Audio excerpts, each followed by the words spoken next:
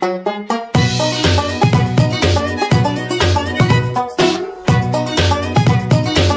status hukum mereka adalah narapidana, tapi mereka juga perlu kita dengarkan, ya, bagaimana proses mereka ketika menjalani pemeriksaan.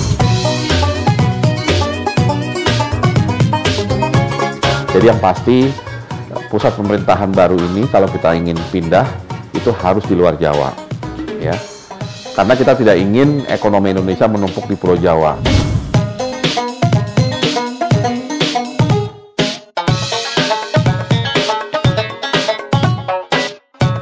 Ketika menerima laporan itu, ya, para SPKT itu, SPK itu, ya, penerimaan laporan itu supaya harus bisa memilah. Inilah kegiatan Pansus Hak Angket KPK 6 Juli 2017 silam.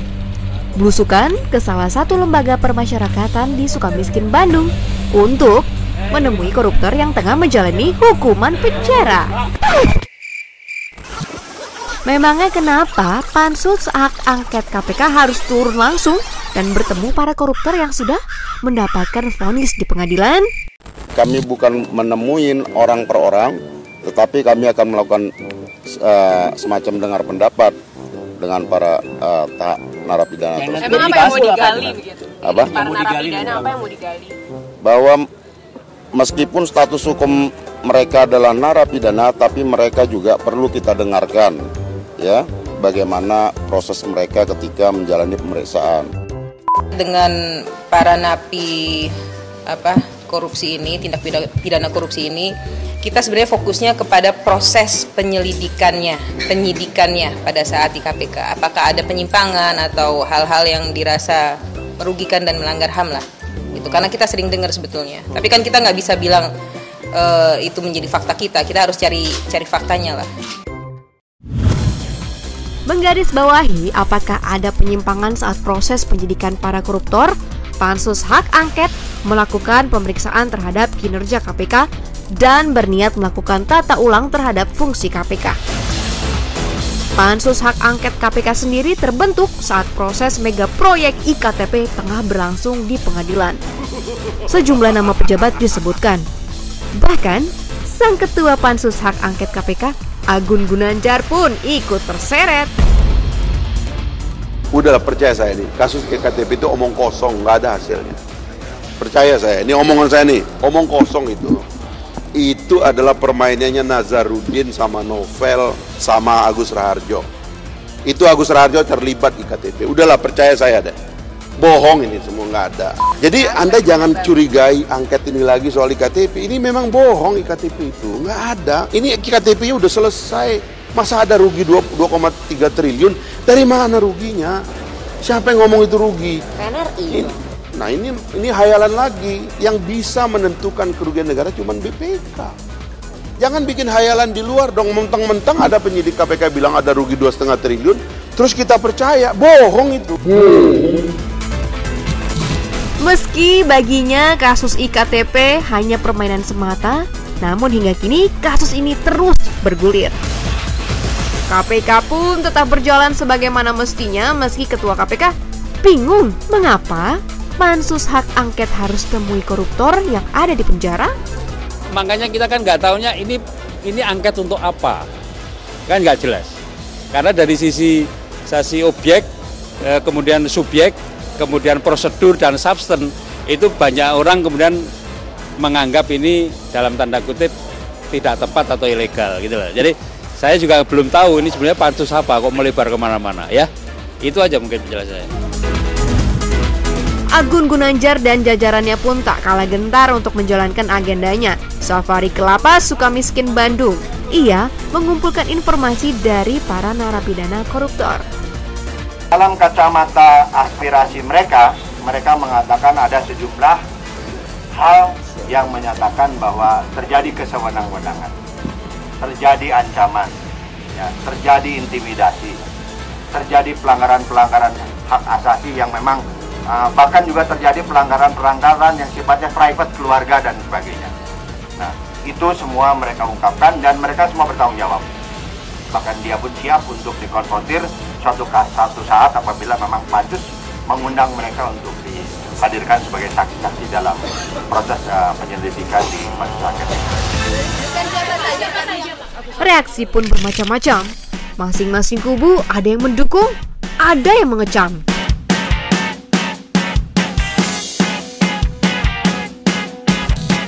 Apa yang dilakukan pansus hak angket ini tidak lazim dan melawan nalar publik.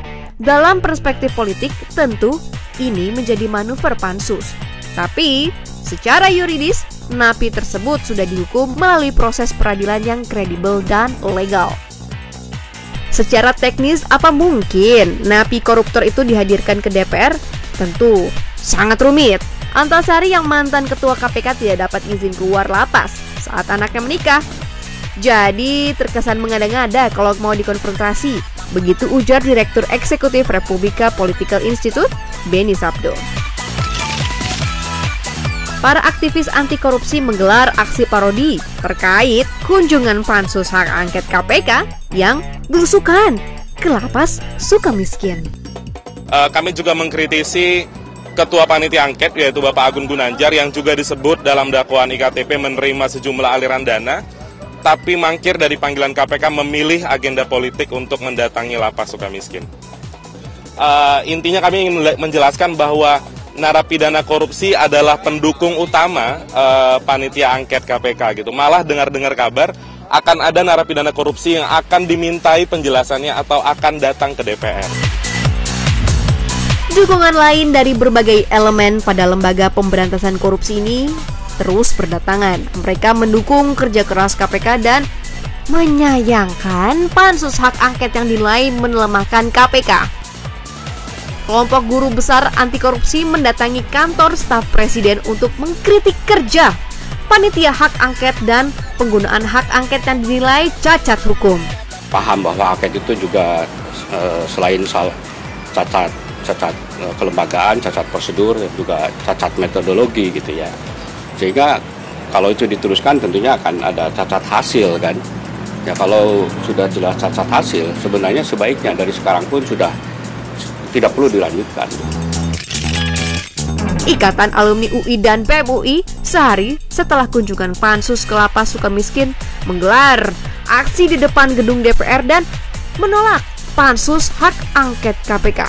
Namun, di lain waktu ada juga beberapa orang yang menamakan Ikatan Alumni UI yang berlembaga hukum justru mendukung penuh apa yang dilakukan oleh pansus hak angket KPK. Kalau kita mau konsisten dengan lembaga KPK yang sudah kita 15 tahun ini, harusnya 15 tahun ini sudah tidak ada korupsi di Indonesia. Saya punya keyakinan itu kalau mereka jalankan dengan benar. 15 tahun itu bukan waktu yang pendek untuk sebuah lembaga yang kita berikan kekuasaan yang begitu luar biasa, super body lagi. Masa pemberantasan korupsi kok meningkat terus?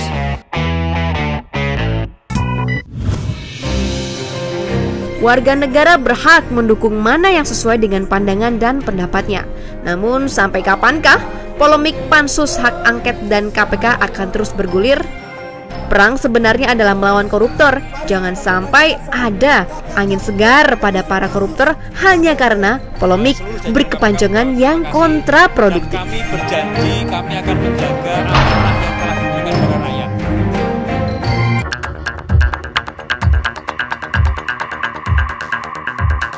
Pemerintah tampaknya serius untuk memindahkan ibu kota Republik Indonesia dari Provinsi DKI Jakarta.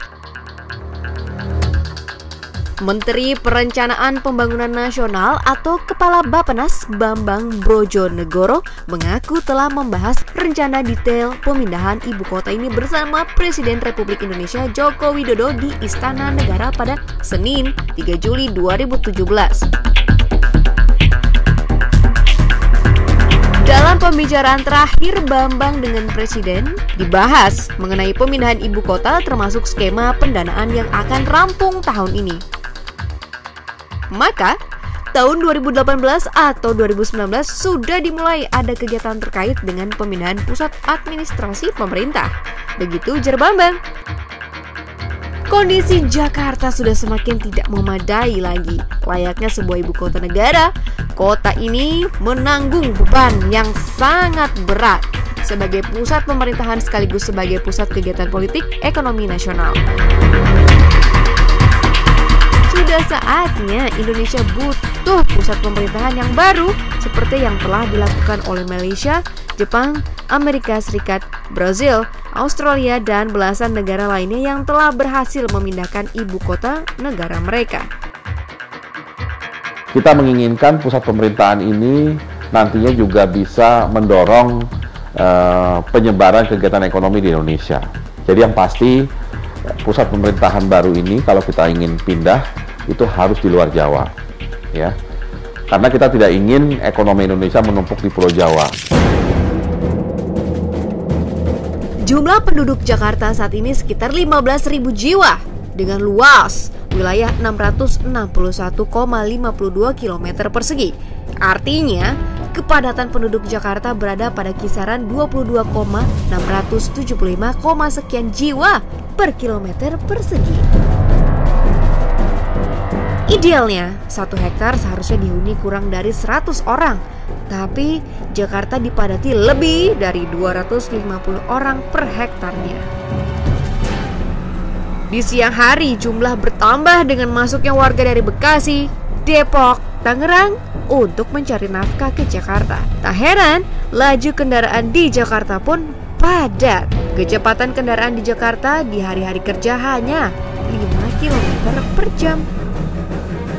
Bisa saja dalam 10 hingga 20 tahun ke depan, kendaraan di Jakarta tidak akan bisa bergerak sama sekali di jalanan karena pertumbuhan kendaraan yang mencapai 10 hingga 15% per tahun.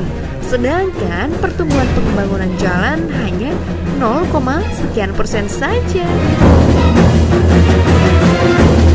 Pada era Ali Sadikin menjabat sebagai Gubernur DKI Jakarta dahulu, Jakarta pernah dibedahi dengan tangan besi. Namun, akibat pola pembangunan Orde Baru yang sentralistik, Ali Sadikin pun tidak memiliki kuasa menahan laju pembangunan yang tidak terbendung, sehingga mengakibatkan Jakarta menjadi kota yang semrawut dan morat-marit. Bantaran kali dan kolong-kolong jembatan dipenuhi dengan deretan rumah-rumah sempit yang kotor, bau, dan kumuh, sehingga menjadi sarang penyakit. Keinginan Presiden Joko Widodo untuk memindahkan pusat pemerintahan Republik Indonesia dari Jakarta ke Palangkaraya yang dijuluki Bumi Pancasila ini merupakan langkah yang pernah diniatkan oleh Presiden Soekarno, Presiden pertama Republik Indonesia. Namun setelah Bung Karno lengser, gaung pemindahan ibu kota tidak pernah terdengar lagi. Pemindahan ibu kota negara memang tidak bisa dilakukan semudah membalikan telapak tangan. Butuh perencanaan yang matang dan tentunya dana yang tidak sedikit. Kajian itu bertingkat-tingkat. Ada kajian preliminary awal, ada kajian tentu sudah lebih mendalam, ada kajian bagaimana pembangunannya jelas, macam-macam bertingkat-tingkat itu. Kalau tahun ini mungkin baru proposal awal. Dengan memindahkan ibu kota negara ke daerah lain bukan berarti Jakarta akan sepi. Jakarta masih tetap menjadi pusat bisnis dan perekonomian negara. Hanya pusat pemerintahannya saja yang dipindahkan. Negara-negara maju seperti Inggris, Jerman, Italia, Rusia, Australia, Tiongkok, India, Kanada, dan Amerika Serikat telah berhasil menerapkan strategi ini dengan memisahkan pusat pemerintahan mereka dari sentra bisnis sehingga pertumbuhan perekonomian mereka terus meningkat. Lebih dari 80% perputaran uang di Indonesia saat ini beredar di Jakarta. Itu sebabnya arus urbanisasi dari daerah untuk mengadu nasib dan keberuntungan ke Jakarta sangat tinggi. Palangkaraya berada di tengah-tengah wilayah di Indonesia sehingga akan mudah dijangkau dari Sabang hingga Merauke. Lokasi strategi tersebut memungkinkan adanya perkembangan ekonomi baru. Melalui penempatan di Palangkaraya, maka akan diupayakan pembangunan infrastruktur di berbagai sektor.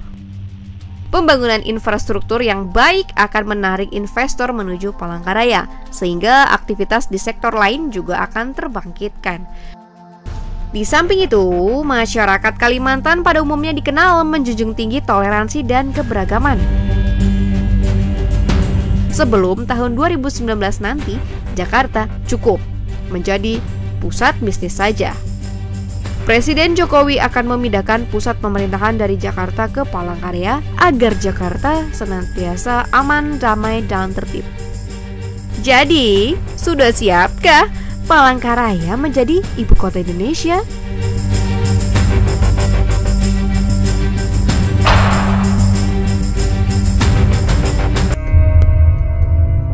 Kaisang itu nggak pantas jadi anaknya presiden. Begitu kata ilusionis yang juga vlogger Deddy Corbuzier.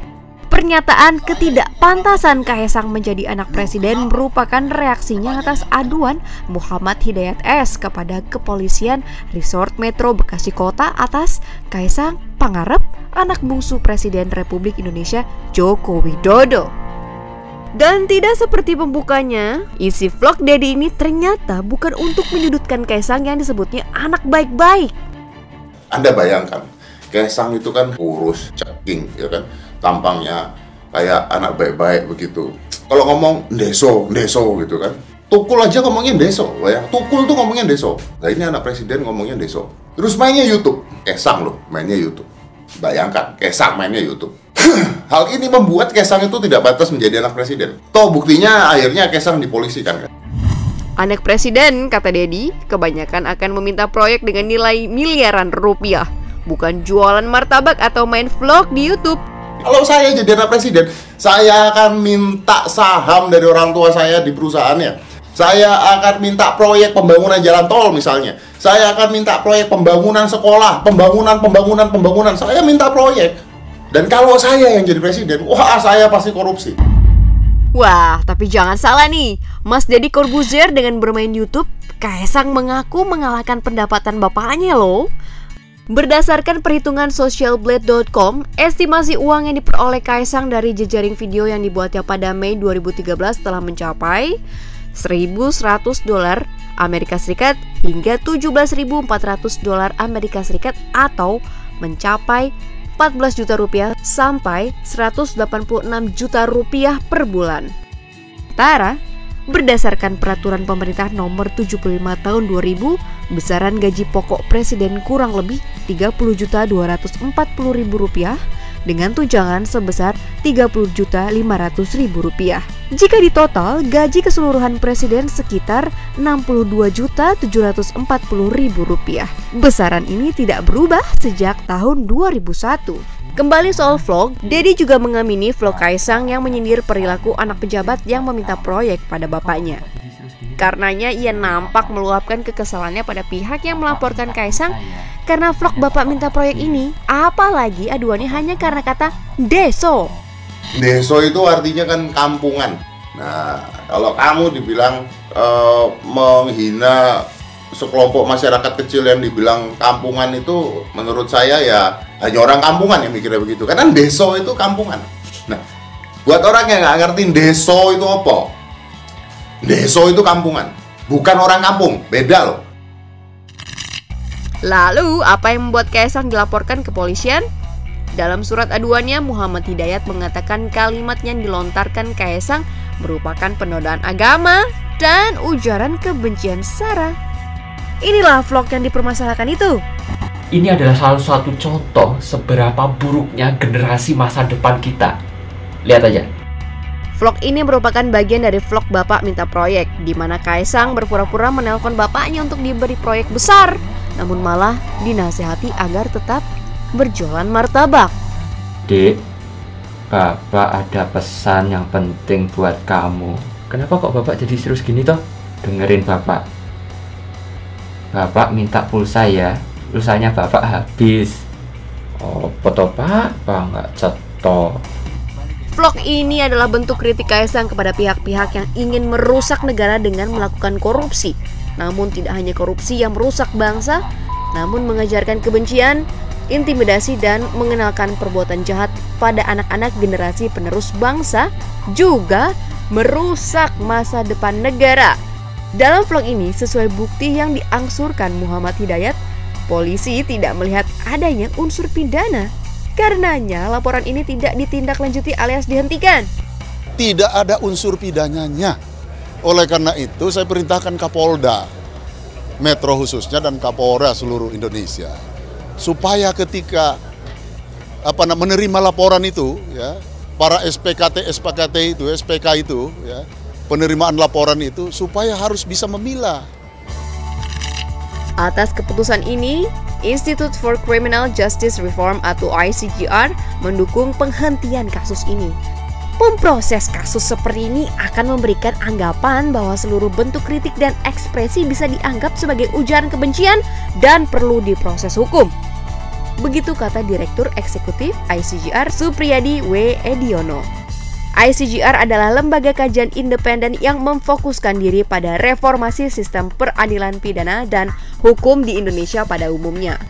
Pendapat yang berbeda justru diungkapkan Neta Espane, Ketua Presidium Indonesia Police Watch.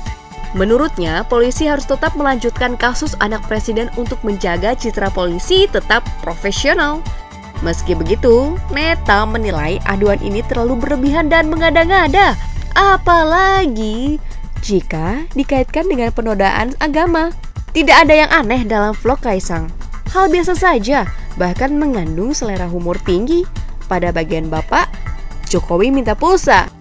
Begitu juga dalam poin dugaan penodaan agama terkesan terlalu dicari-cari, apalagi di banyak medsos video seperti itu sudah sering muncul. Tapi karena yang mempublikasikannya adalah putra presiden, sehingga menjadi sorotan. Begitu tutur Neta. Lalu bagaimana menurut Anda? Perlukah kasus Kaisang diteruskan ke meja hijau?